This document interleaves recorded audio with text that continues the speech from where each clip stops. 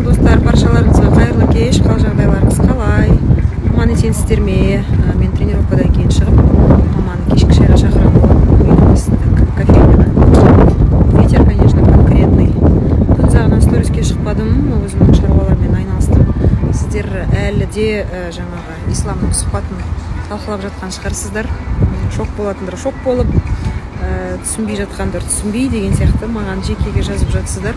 Ол жігіттен неге сұхбат алдыңыз деген сияқты. Мен де сіздер секілді исламның не айтатынын білген жоқ. Ожидание реальность дегендей мен мүлдем басқа әңгіме айтылады деп ойладым. Соңғы жаңағыдай шынардың алдына барып бала мәселесін талқылап ересек адамдар сияқты бір жақсы әдемі нүкте қояды деп те ойладым. Бірақ енді өздеріңіз көргендей исламның өзінің ой пікірі қалыптасқан, өз ойын солай жеткізуді жөн санады. Қалай бар, мен солай. Негізінде ол ақылдасып жасалған сұхбат емес.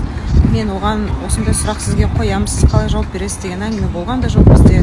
Сондықтан өздеріңіз көргендей сұхбаттың бірінші бөлімінде мен шынымен де не сұрарымды білмей таң қалып кішкене шокта болдым. Өйткені сөздің шыны керек, мен басқа сұхбат болады деп ойладым.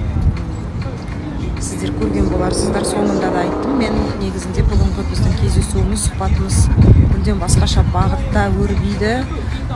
Басқа қырынан сізді көрсетуге тырысамын деп ойладым. Басқа тақырыпты сөйлесеміз деп ойладым.